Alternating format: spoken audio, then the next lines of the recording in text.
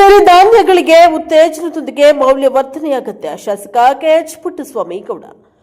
ಕೆಲವು ಜನಪ್ರತಿನಿಧಿಗಳು ಮತ್ತು ಗಣ್ಯರ ಗೈರಿನಿಂದ ಕಾರ್ಯಕ್ರಮವು ತಡವಾಗಿ ಪ್ರಾರಂಭವಾಯಿತು. ಸಿರಿಧಾನ್ಯಗಳ ಪ್ರಾಮುಖ್ಯತೆ ಪೋಸ್ಟರ್ ಬಿಡುಗಡೆ ಮಾಡಿದ ಗಣ್ಯರು, ಕಾರ್ಯಕ್ರಮಕ್ಕೆ ಎತ್ತಿನ ಬಂಡಿಯಲ್ಲಿ ಆಗಮಿಸಿದ ಗಣ್ಯರು, ಕಾರ್ಯಕ್ರಮಕ್ಕೂ ಮುನ್ನ ವ್ಯಾಪಾರ ಮಳಿಗೆಗಳನ್ನು ಪರಿಶೀಲಿಸಿದ ಗಣ್ಯರು ಮತ್ತು ಜನಪ್ರತಿನಿಧಿಗಳು. ಸಿರಿಧಾನ್ಯಗಳಿಂದ ತಯಾರಿಸಿದ ಆಹಾರ ಪೌಷ್ಟಿಕಾಂಶಗಳಿಂದ ಕೂಡಿದೆ ಹಾಗೂ ನಮ್ಮ ಪೂರ್ವಿಕರು ತಯಾರಿಸ್ತಾ ಇದ್ದ ಹಳೆಯ ಖಾದ್ಯಗಳು ಆರೋಗ್ಯಕರವಾಗಿದ್ದು ಅವುಗಳನ್ನು ಉತ್ತೇಜಿಸುವ ಅವಶ್ಯಕತೆ ಇದೆ ಎಂದು ಶಾಸಕ ಕೆಎಚ್ ಪುಟ್ಟಸ್ವಾಮಿಗೌಡ ತಿಳಿಸಿದ್ದಾರೆ. ನಗರದ ನೇತಾಜಿ ಕ್ರೀಡಾಂಗಣದಲ್ಲಿ ಜಿಲ್ಲಾಡಳಿತ, ಜಿಲ್ಲಾ ಪಂಚಾಯತ್ ಮತ್ತು ಕೃಷಿಕ ಇಲಾಖೆ ವತಿಯಿಂದ ಆಯೋಜಿಸಿದ್ದ 2025-26ನೇ ಸಾಲಿನ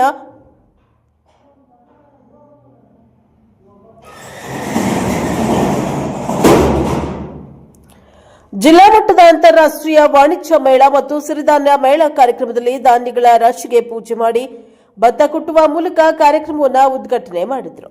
ಸಿರಿಧಾನ್ಯಗಳಲ್ಲಿ ಉತ್ತಮ ಕಾರ್ಬೋಹೈಡ್ರೇಟ್, ನಾರು, ಪ್ರೋಟೀನ್ ಮತ್ತು ಖನಿಜಗಳು ಇದ್ದು ಉತ್ತಮ ಆಹಾರವಾಗಿದೆ. ವಿಶೇಷವಾಗಿ ಸಕ್ಕರೆ ಕಾಯಿಲೆ ಇರುವವರಿಗೆ ಒಳ್ಳೆಯ ಆಹಾರ. ಸಿರಿಧಾನ್ಯಗಳಿಗೆ ಉತ್ತೇಜನ ನೀಡುವುದರೊಂದಿಗೆ ಇದರ ಮೌಲ್ಯವರ್ಧನೆ ಅಷ್ಟೇ ಮುಖ್ಯವಾಗಿದೆ. ಸಿರಿಧಾನ್ಯಗಳ ಪೋಷಕಾಂಶಗಳ ಆಗರವಾಗಿವೆ. ಸಿರಿಧಾನ್ಯಗಳ ಮಹತ್ವವನ್ನು ಯುವ ಪೀಳಿಗೆಗೆ ಪರಿಚಯಿಸಬೇಕಿದೆ. ಆದ್ದರಿಂದ ಸಿರಿಧಾನ್ಯಗಳ ಬಗ್ಗೆ ಸಾರ್ವಜನಿಕರಿಗೆ ತಿಳಿಸಲು ಇಂತಹ ಕಾರ್ಯಕ್ರಮಗಳು ಇನ್ನಷ್ಟು ನಡೆಯಬೇಕಿದೆ ಎಂದು ಶಾಸಕರು ಹೇಳಿದ್ದಾರೆ. ಜಿಲ್ಲಾಧಿಕಾರಿ ಪ್ರಭುಜಿ ಮಾತನಾಡಿ, ನಮ್ಮ ದೇಶದಲ್ಲಿ ಮೊದಲ ಸ್ಥಾನವನ್ನು ದೇವರಿಗೆ ನೀಡಿದ್ದು, ಎರಡನೇ ಸ್ಥಾನವನ್ನು ಯೋಗಿಗಳಿಗೆ ನೀಡಿದ್ದು, ರಾಷ್ಟ್ರಕವಿ ಕುವೆಂಪುರವರು ರೈತರನ್ನ ನೇಗಿಲ ಯೋಗಿ ಎಂದು ಕರೆದಿದ್ದಾರೆ. ಸಿರಿಧಾನ್ಯ ಎಂಬುದು ನಮ್ಮೆಲ್ಲರ ಸಂಸ್ಕೃತಿ, ಸಂಸ್ಕಾರ, ಪರಂಪರೆಯಾಗಿದ್ದು ನಿತ್ಯದ ನಮ್ಮ ಬದುಕಿನಲ್ಲಿ ಇವುಗಳನ್ನು ನಮ್ಮೊಂದಿಗೆ ಕೊಂಡೊಯ್ಯುವುದು ನಮ್ಮೆಲ್ಲರ ಜವಾಬ್ದಾರಿಯಾಗಿದೆ. ಶತಮಾನಗಳಿಂದಲೂ ರೈತ ಸಿರಿಧಾನ್ಯಗಳನ್ನು ಬೆಳೆದು ಕಾಪಾಡಿಕೊಂಡು ಬಂದು ಇಂದಿನ ಪೀಳಿಗೆಗೆ ನೀಡಿದ್ದಾರೆ. ದೇಶದಲ್ಲಿ ಆಹಾರ ಭದ್ರತೆ ಇದೆ, ಆದರೆ ಪೋಷಕಾಂಶ ಭದ್ರತೆ ಕಾಡ್ತಿದೆ. ಆಹಾರದಲ್ಲಿ ಪೋಷಕಾಂಶಗಳ ಕೊರತೆಯಿಂದಾಗಿ ಯುವ ಪೀಳಿಗೆ ಹೃದಯಾಘಾತ ಮತ್ತು ಕ್ಯಾನ್ಸರ್ನಂತಹ ಮಾರಕ ರೋಗಗಳಿಗೆ ತುತ್ತಾಗ್ತಾ ಇದ್ದಾರೆ. ವಾರಕ್ಕೆ 2 ದಿನಗಳು ಸಿರಿಧಾನ್ಯದ ಆಹಾರ ಸೇವಿಸಿದಲ್ಲಿ ಆರೋಗ್ಯ ವೃದ್ಧಿಯಾಗುತ್ತದೆ ಎಂದರು. ಆರ್ಕುಂದ ಗ್ರಾಮದ ಜಗನ್ನಾಥ್ ಸರ್ಕುಂದ, ಡಿಪಾಳ್ಯ ಗ್ರಾಮದ ಗಂಗರೆಡ್ಡಿ ತ್ಯಾಗರಾಜು, ಮಂಜುನಾಥ ರೆಡ್ಡಿ, ಶಿವಣ್ಣ, ಗುಂಪು ಮರದ ಆನಂದ ಇವರಿಗೆ ಸನ್ಮಾನ ನಡೆಯಿತು. ರಾಗಿ ಸಂಡಿಗೆ, ಬಿಸ್ಕೆಟ್ಟು, ಊದಲು ಉಂಡೆ, ರಾಗಿ ರೊಟ್ಟಿ, ಸಾಮೆ, ನವಣೆ ಚಕ್ಕುಲಿ, ಸಿರಿಧಾನ್ಯ ಪಡ್ಡು, ಮಕ್ಕಳಿಗೆ ಬೆಳಗಿನ ಪೇಯವಾಗಿ ಬಳಸುವ ಹುರುಳಿ ಮಾಲ್ಟ್ ಹಾಗೂ ಮಲ್ಟಿ ಮಿಲೆಟ್ ಪೇಯ, ದೋಸೆ ಹಿಟ್ಟು, ಸಿರಿಧಾನ್ಯ ಹೋಳಿಗೆ, ನವಣೆ ಲಡ್ಡು, ಕೊರಲೆ ಲಡ್ಡು, ಸಿರಿಧಾನ್ಯ ತಾಲಿಪೆಟ್ಟು, ಪಡ್ಡು ಮಿಕ್ಸ್, ನವಣೆ ಬರ್ಫಿ, ಸಾಮೆ ನಿಪ್ಪಟ್ಟು, ಜೇನುತುಪ್ಪ, ನೈಸರ್ಗಿಕ ಸಾಬೂನು, ಕೋಕಂ ಜ್ಯೂಸ್, ಸಿರಿಧಾನ್ಯಗಳ ಬಿತ್ತನೆ ಬೀಜ ತೆನೆಗಳು ಇತ್ಯಾದಿಗಳು ಮೇಳದಲ್ಲಿದ್ದವು.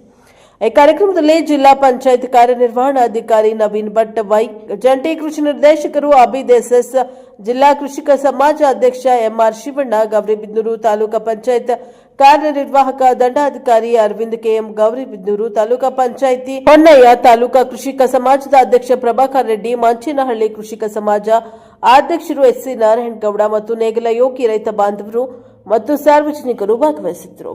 Bureau report Dhananjaya, HPN News TV4, Gauribidanur. ಮಾನ್ಯ ಶಾಸಕರನ್ನು ಒಳಗೊಂಡಂತೆ ಜಿಲ್ಲೆಯ ಎಲ್ಲ ಪ್ರತಿನಿಧಿಗಳು ಹಾಗೂ ಘನ ಸರ್ಕಾರ ಬಹಳ ದೊಡ್ಡ ಯೋಜನೆಗಳನ್ನ ಈ ಭೂಭಾಗಕ್ಕೆ ಹಾಕೊಂಡಿದೆ. ಎತ್ತಿನ ಹೊಳೆ ಯೋಜನೆ ಮೂಲಕ, ಕೆಸಿ ವ್ಯಾಲಿ ಮೂಲಕ ಬೇರೆ ಬೇರೆ ಯೋಜನೆಗಳನ್ನ ರೂಪಿಸಿಕೊಂಡಿದೆ. ಆ ಎಲ್ಲ ಯೋಜನೆಗಳಿಗೆ ತ್ವರಿತವಾದಂತಹ ವೇಗವನ್ನು ಕೊಡ್ತಕ್ಕಂಥದ್ದು, ಭೂಸ್ವಾಧೀನ ಪ್ರಕ್ರಿಯೆಗಳಿದ್ರೆ ಮುಗಿಸ್ತಕ್ಕಂಥದ್ದು, ನೈಜವಾದಂತ ಸಿವಿಲ್ ಕಾಮಗಾರಿಗಳಿಗೆ ಒತ್ತಡ ಕೊಡ್ತಕ್ಕಂಥದ್ದು, ಈ ಎಲ್ಲ ಕೆಲಸಗಳನ್ನು ಕೂಡ ಮುಂದಿನ ದಿನಗಳಲ್ಲಿ ನಾವೆಲ್ಲ ಆಡಳಿತದ ಭಾಗವಾಗಿ ಮಾಡ್ತೇವೆ ಅಂತ ಹೇಳ್ತಾ, ಒಬ್ಬ ರೈತನಿಗೆ ನೈಜವಾದ ಶಕ್ತಿ ಬರ್ತಕ್ಕಂಥದ್ದು ಅವನು ಬೆಳೆ ಬೆಳೆದು ಸುಮ್ಮನಾದ್ರೆ ಅಲ್ಲ, ಅವನ ಬೆಳೆ ಜೊತೆ ವೈವಿಧ್ಯತೆಯನ್ನು ರೂಢಿಸ್ಕೊಳ್ಬೇಕು. ಪಶುಸಂಗೋಪನೆ ಇಲಾಖೆಯಿಂದ 4 ವಿಷಯಗಳಲ್ಲಿ, ಅದು ಕುರಿ ಸಾಕಾಣಿಕೆ ಇರಲಿ, ಕೋಳಿ ಸಾಕಾಣಿಕೆ ಇರಲಿ, ಪಶು ಸಾಕಾಣಿಕೆ ಇರಲಿ, ಅಥವಾ ಬೆಳೆಗಳನ್ನ ಸಂರಕ್ಷಿಸಿ ಮೇವುಗಳನ್ನು ಸಂರಕ್ಷಿಸಿಕೊಳ್ಳೋದಿರಲಿ, ಈ 4 ಯೋಜನೆಗಳಿಗೆ ಸುಮಾರು 1 ಕೋಟಿವರೆಗೆ ನಿಮಗೆ ಶಕ್ತಿ ತುಂಬುವಂತ ಯೋಜನೆ, ಬಹಳ ದೊಡ್ಡ ಯೋಜನೆ, ಬಹಳ ಯಶಸ್ವಿಯಾಗಿ ನಡೀತಾ ಇರ್ತಕ್ಕಂಥ ಯೋಜನೆ. EDP ಅಂತ ಹೇಳಿ ಎಂಪ್ಲಾಯ್ಮೆಂಟ್ ಡೆವಲಪ್ಮೆಂಟ್ ಪ್ರೋಗ್ರಾಮ್ ಅಡಿಯಲ್ಲಿ ನಾವು ಕೊಡ್ತಕ್ಕಂಥ ರಾಷ್ಟ್ರೀಯ ಯೋಜನೆ. ಆ ಯೋಜನೆಯನ್ನು ಕೂಡ ಇನ್ನೂ ಹೆಚ್ಚು ವಿಸ್ತಾರಗೊಳಿಸಿ, ಆ ರೀತಿ ರೈತರಿಗೆ ಸುಮಾರು 10-15 ಯೋಜನೆಗಳಿದ್ದಾವೆ. ಆ ಎಲ್ಲ ಈ ಜಿಲ್ಲಾ ಮಟ್ಟದ ಸಿರಿಧಾನ್ಯ ಮೇಳದ ಈ ಸುಂದರ ಕಾರ್ಯಕ್ರಮದ ವೇದಿಕೆಯಲ್ಲಿ ನಮ್ಮೊಂದಿಗೆ ಅತ್ಯಂತ ಸಂಭಾವಿತರು, ಸರಳರು, ಸಜ್ಜನರು ಆದಂತಹ ಶ್ರೀ KH ಪುಟ್ಟಸ್ವಾಮಿ ಗೌಡ್ರು ಇದ್ದಾರೆ. ಅವರ ಜೊತೆ ಕರ್ನಾಟಕ ರಾಜ್ಯ ಸಹಕಾರ ಕೈಮಗ್ಗ ನೇಕಾರ ಮಹಾಮಂಡಳಿಯ ಘನ ಅಧ್ಯಕ್ಷರಾದ GB ಗಣೇಶ್ ಅವರು ಇದ್ದಾರೆ.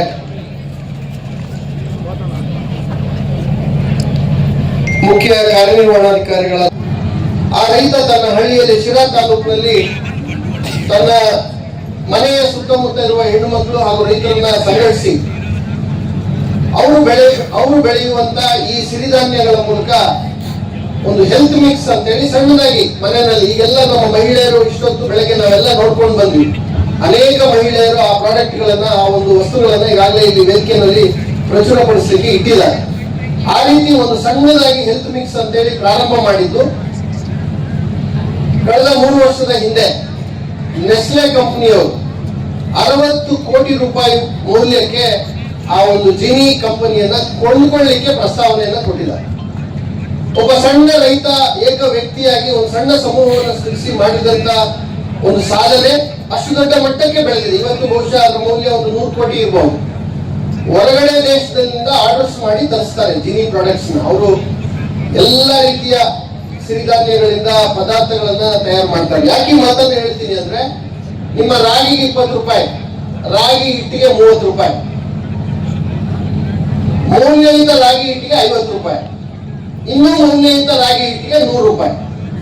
ಇಲ್ಲಿ ತಂದಿರುವಂತ ಹೆಲ್ತ್ ಮಿಕ್ಸ್ ರಾಗಿ ಹಿಟ್ಟಿಗೆ 350 ರೂಪಾಯಿ. ಅದೇ ರಾಗಿ, ಅದೇ ಹಿಟ್ಟು, ಸ್ವಲ್ಪ ತಂತ್ರಜ್ಞಾನ ಅಂದ್ರೆ ಅದಕ್ಕೆ ಮಿಶ್ರಣ ಮಾಡುವಂತ ಬೇರೆ ಬೇಳೆಗಳು, ವಿವಿಧ ಪೌಷ್ಟಿಕಾಂಶ ಇರುವಂತ ಇತರೆ ಧಾನ್ಯಗಳನ್ನ ಮಿಕ್ಸ್ ಮಾಡಿ ಅವ್ರು ಮಾಡುವಂತ ಒಂದು ವಸ್ತು. ಸೊ ರೈತರು ಕೂಡ ನಾವು ಬರೀ ಬೆಳೆ ಬೆಳೆಯೋದಷ್ಟೇ ಅಲ್ಲ ನೋಡಿ, ಇವತ್ತು ಇಡೀ ವಿಶ್ವವೇ ನಮ್ಮನ್ನ ನೋಡುವಂತ ಒಂದು ಸಹಕಾರಿ ಯೂನಿಟ್ ಅನ್ನ ನಾವು ಸೃಜನೆ ಮಾಡಿದ್ವಿ, ನಂದಿನಿ ಅಂತೇಳಿ. ಒಬ್ಬ ವ್ಯಕ್ತಿ ಮಾಡಿದ್ರೆ ಅಷ್ಟು ದೊಡ್ಡ ಸಾಧನೆಯನ್ನ ಮಾಡ್ಲಿಕ್ಕೆ ಸಾಧ್ಯ ಇಲ್ಲ. ನೀವೆಲ್ಲ ಹಿಂದಿನ ದಿನಗಳಲ್ಲಿ ಬರಗಾಲದಲ್ಲಿ ಎಲ್ಲಾ ಬೆಳೆ ಹೋದ್ರು ಕೂಡ ಈ ಸಿರಿಧಾನ್ಯಗಳು ಬರ್ತಾ ಇತ್ತು. ಬರಗಾಲ ಇದ್ರೂ ಕೂಡ ಆರ್ಕಗಳು ಒಂದ್ಸರಿ ಬಿತ್ತರು ಸಾಕು, ಮಳೆ ಏನು ಜಾಸ್ತಿ ಬೇಕಾಗಿಲ್ಲ, ಔಷಧಿಯನ್ನು ಸಿಂಪಡಿಸಬೇಕಾಗಿಲ್ಲ, ಉತ್ಕೃಷ್ಟವಾದ ಜಮೀನೇ ಬೇಕು ಅಂತ ಇಲ್ಲ, ಯಾವ್ದೋ ಒಂದು ಬಾಳೆ ಹಾಕಿದ್ರು ಕೂಡ ಆರ್ಕ ನಾವಣೆ ಇಂತ ಬರ್ತಾ ಇತ್ತು. ಇಂಥ ಬೆಳೆಗಳು ಯಾವುದೇ ಹವಾಮಾನದಲ್ಲಿ ಇರ್ಬೋದು, ಈ ಬೆಳೆಗಳನ್ನ ಬೆಳಿಬಹುದು.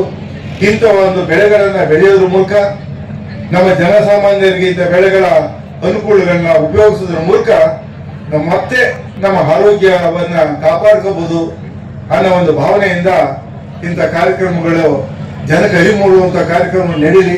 ರೈತರು ಕೂಡ ಹೆಚ್ಚೆಚ್ಚು ಇಂಥ ಬೆಳೆಗಳನ್ನ ಬೆಳಿಬೇಕು, ಅದನ್ನ ಜನನ್ನ ಕೂಡ ಉಪಯೋಗಿಸ್ಬೇಕು ಅಂತ ಈ ಮೂಲಕ ನಮ್ಮ ಜನತೆಗೆ ನಾನು ಮನವಿ ಮಾಡ್ಕೊತಾ ಇದ್ದೀನಿ. ಹಾಗೇನೆ ಈಗ ತಾನೇ ಇನ್ನೊಂದು ವಿಚಾರ, ಈಗ ತಾನೇ ನಮ್ಮ ಜಿಲ್ಲೆಗೆ ಕೇವಲ ಒಂದು 3-4 ದಿನದ ಹಿಂದೆ ಬಂದು ಜಿಲ್ಲಾಧಿಕಾರಿಗಳಂತ ಶ್ರೀಯುತ ಪ್ರಭುಜಿಯವರು ಆಡಳಿತವನ್ನ ವಹಿಸ್ಕೊಂಡಿದ್ದಾರೆ. ಅವರು ಇಲ್ಲಿ ಬರ್ತಾರೆ ಅಂತ ತಿಳಿದ ತಕ್ಷಣ ನಮ್ಗೆ ಆದಂತ ಸಂತೋಷ ಅಷ್ಟಿಷ್ಟಲ್ಲ. ಯಾಕೆಂದ್ರೆ ಅವರ ಕಾರ್ಯವೈಖರಿ ಏನು ಅಂತ ನನಗೆ ಗೊತ್ತು. ಪಕ್ಕದ ಜಿಲ್ಲೆನಲ್ಲೇ ಇದ್ರು, ಸಿಇಒ ಕೆಲಸ ಮಾಡ್ತಾ ಇದ್ರು. ಅಲ್ಲಿ ರೈತರು ಹೇಳ್ತಾ ಇದ್ರು, ಅಲ್ಲಿಯ ಪಂಚಾಯತಿ ಅಧ್ಯಕ್ಷರು ಹೇಳ್ತಾ ಇದ್ರು, ಗ್ರಾಮಸ್ಥರು ಇವ ಸಾಹೇಬ್ರ ಬಗ್ಗೆ ಏನ್ ಹೇಳ್ತಾ ಇದ್ರು ಅಂದ್ರೆ, ಅವ್ರು ಬಂದ ಮೇಲೆ ನರೇಗಾ ವರ್ಕ್ ನ ಇಡೀ ಹಳ್ಳಿನಲ್ಲೂ ಕೂಡ ಚೈನ್ ಲಿಂಕ್ ತರ ಹಮ್ಮಿ ಯಾವ್ಯಾವ ಸ್ಕೂಲ್ಗೆ ಹೋಗಿ ನೋಡಿದ್ರು ಕೂಡ ಒಳ್ಳೆ ಕಾನ್ವೆಂಟ್ ಸ್ಕೂಲ್ ಫೋಟೋಗಳೆಲ್ಲ ನೋಡ್ತಾ ಇದ್ದೆ. ಒಳ್ಳೆ ಕಾನ್ವೆಂಟ್ ಸ್ಕೂಲ್ ಕಣ್ಣ ಕಾಣ್ತಾ ಇದ್ವು. ಅಲ್ಲಿ ಆಟದ ಮೈದಾನ ಇರ್ಬೋದು, ಕಾಂಪೌಂಡ್ಗಳು ಇರ್ಬೋದು, ಆ ಮಕ್ಕಳಿಗೆ ಬೇಕಾದಂತ ಎಲ್ಲ ಸೌಲಭ್ಯಗಳನ್ನ ಆ ಸ್ಕೂಲ್ ನಲ್ಲಿ ಮಾದರಿ ಸ್ಕೂಲ್ ನಲ್ಲಿ ಕಾಣ್ತಾ ಇರೋದು. ಅದೇ ರೀತಿ ಬರೀ ಅದೊಂದೇ ಅಲ್ಲ, ಚರಂಡಿ ವ್ಯವಸ್ಥೆ ಇರ್ಬೋದು. ಅತಿ ಹೆಚ್ಚಿನ ಸರ್ಕಾರದ ಹಣವನ್ನ, ಕೇಂದ್ರ ಸರ್ಕಾರ ಬರ್ತಿದ್ದ ಹಣವನ್ನ ಜನಪರವಾದ ಕೆಲಸ ಮಾಡಿಸೋದ್ರ ಮೂಲಕ ರೈತಾಪಿ ಜನಕ್ಕಿರ್ಬೋದು, ಪ್ರತಿಯೊಬ್ಬರಿಗೂ ನಾಗರಿಕರಿಗೆ ಏನ್ ಸೌಲಭ್ಯ ಕೊಡ್ಬೇಕು ಅದನ್ನ ಶಕ್ತಿ ಮೀರಿ ಕೊಟ್ಟಂತ ಅಧಿಕಾರಿ ನಮ್ಗೆಲ್ಲ ಅಂತ ಅಧಿಕಾರಿ ನಮ್ಮ ಜಿಲ್ಲೆಗೆ ಬಂದಿದ್ದು ನಿಜಕ್ಕೂ ನಮ್ಮ ಅದೃಷ್ಟ ಅಂತ, ನನ್ನ ಜಿಲ್ಲೆ ಅದೃಷ್ಟ ಅಂತ ನನ್ನ ಭಾವನೆ. ನಾವು ರಾಜಕಾರಣಿಗಳು ಎಷ್ಟೇ ಇರ್ಬೋದು, ಏನೇ ಮಾತಾಡ್ಬೋದು, ಶಾಸಕರಿರ್ಬೋದು, ಮಂತ್ರಿಗಳಿರ್ಬೋದು, ಇವತ್ತು ಏನಾದ್ರೂ ಒಂದು ಜಿಲ್ಲೆಗೆ ನಿಜಕ್ಕೂ ಒಂದು ಒಳ್ಳೆ ಕೆಲಸ ಮಾಡ್ಬೇಕು ಅಂತಂದ್ರೆ ಅಧಿಕಾರಿಗಳು ಸರ್ಕಾರಿ ಸೌಲಭ್ಯಗಳನ್ನ, ಸರ್ಕಾರ ಕೊಡ್ತಕ್ಕಂಥ ಸೌಲಭ್ಯಗಳನ್ನ ಜನಕ್ಕೆ ಮುಟ್ಟಿಸ್ಬೇಕಾದ ಅಧಿಕಾರಿಗಳು. ಅದಕ್ಕೆ ಬಾಸ್ ಯಾರಪ್ಪ ಅಂದ್ರೆ ಜಿಲ್ಲೆಯಲ್ಲಿ ಜಿಲ್ಲಾಧಿಕಾರಿಗಳು. ಅವರು ಮನಸ್ಸು ಮಾಡಿದ್ರೆ ಏನ್ ಬೇಕಾದ್ರೂ ಅದನ್ನ ವ್ಯವಸ್ಥಿತವಾಗಿ ತರಬಹುದು. ಅಂತ ಒಬ್ಬರು ಜಿಲ್ಲಾಧಿಕಾರಿ ನಮ್ಮ ಜಿಲ್ಲೆಗೆ ಬಂದಲ್ಲ ಅಂದ್ಬಿಟ್ಟು ತುಂಬಾ ತುಂಬಾ ಖುಷಿ ಆಯ್ತು. ಅವ್ರು ಬಂದಿದ್ದಾರೆ. ಖಂಡಿತವಾಗಿಯೂ ಇನ್ಮೇಲೆ ಆಡಳಿತಕ್ಕೆ ಚುರುಕು ಕೊಡ್ತಾರೆ. ಸರ್ಕಾರದ ಕಾರ್ಯಕ್ರಮಗಳಿರ್ಬೋದು ಜನಕ್ಕೆ ತಲುಪುವಂತ ಹೋಗ್ಬಿಟ್ಟಿದೆ. ಎಲ್ಲಿ ನೋಡಿದ್ರು ಕೂಡ, ಯಾರು ಕೇಳಿದ್ರು ಕೂಡ ಡಯಾಬಿಟಿಸ್, ಹೃದಯ ರೋಗ ಪೇಷಂಟ್ಸ್ಗಳೇ ಆಗಿದ್ದಾರೆ. ಸುಮಾರು 50-60 ವರ್ಷಕ್ಕೆ ಬರ್ತಿದ್ದಂತ ಈ ಕಾಯಿಲೆಗಳು ಇವತ್ತು 30 ವರ್ಷಕ್ಕೆ ಡಯಾಬಿಟಿಸ್ ಮತ್ತು ಹೃದಯ ರೋಗಗಳು ಬರುವಂತ ಒಂದು ಪದ್ಧತಿ, ಒಂದು ಸಂಪ್ರದಾಯ ಸ್ಟಾರ್ಟ್ ಆಗಿದೆ. ಇದಕ್ಕೆಲ್ಲ ಕಾರಣ ಏನಂತಂದ್ರೆ ನಮ್ಮ ಆಹಾರ ಪದ್ಧತಿ ಮತ್ತು ಜೀವನ ಶೈಲಿ. ಈ ಒಂದು ಪದ್ಧತಿಗಳಲ್ಲಿ ನಾವು ಕರೆಕ್ಟ್ ಆಗಿ ಮೇಂಟೈನ್ ಮಾಡ್ಕೊಂಡ್ರೆ ಇಂಥ ಕಾಯಿಲೆಗಳು ನಮ್ಗೆ ಬರೋದನ್ನು ಕೂಡ ಕಡಿಮೆ ಮಾಡ್ಕೋಬಹುದು. ಇವತ್ತು ಯಾವುದೇ ಒಂದು ಆಹಾರ ತಗೊಂಡ್ರು ಕೂಡ ಕಾರ್ಬೋಹೈಡ್ರೇಟ್ ಅಥವಾ ಪಿಷ್ಟ ಅಂತೀವಲ್ಲ, ಸಕ್ಕರೆ ಅಂಶಗಳು ಜಾಸ್ತಿ ಇದೆ. ಹೃದಯ ರೋಗ ಬರಕ್ಕೆ ಕೊಲೆಸ್ಟ್ರಾಲ್ಗಳು, ತಿನ್ನುವಂತ ಆಹಾರದಲ್ಲಿ ಕೊಲೆಸ್ಟ್ರಾಲ್ ಅಂಶಗಳು ಜಾಸ್ತಿ ಇರೋದ್ರಿಂದ ಹೃದಯ ರೋಗ ಬರೋದು, ರಕ್ತದಲ್ಲಿ ಬ್ಲಾಕ್ ಆಗೋದು, ಇವೆಲ್ಲ ಕೊಬ್ಬಿನ ಅಂಶ ಜಾಸ್ತಿ ಆದಾಗ ಕಾರಣ. ಅದಕ್ಕೋಸ್ಕರನೇ ನಮ್ಮ ಸರ್ಕಾರ,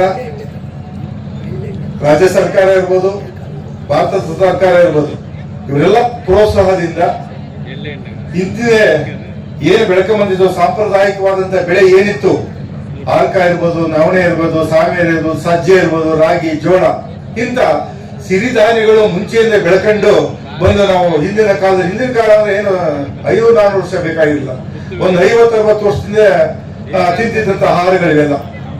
ಅಂತ ಆಹಾರಗಳನ್ನ ಮತ್ತೆ ರೈತರು ಬೆಳೆಯದೇ ಬಿಟ್ಟಿದ್ದಾರೆ.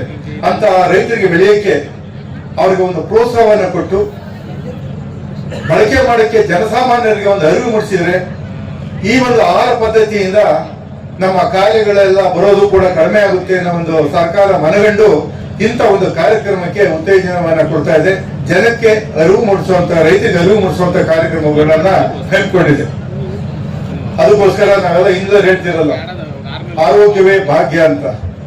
ಆರೋಗ್ಯ ಇಲ್ಲ ಅಂತಂದ್ರೆ ಯಾವುದೂ ಇಲ್ಲ ಅನ್ನೋ ರೀತಿಯಲ್ಲಿ ಒಂದು ಗಾದೆಯ ಮಾತೇ ಇದೆ.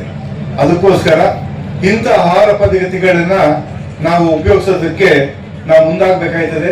ಇಂಥ ಆಹಾರ ಪದ್ಧತಿ ರೈತರು ಬೆಳೆಯೋದು ಕೂಡ ಸ್ವಲ್ಪ ಸುಲಭನೇ ಅಂತ ಹೇಳಬಹುದು.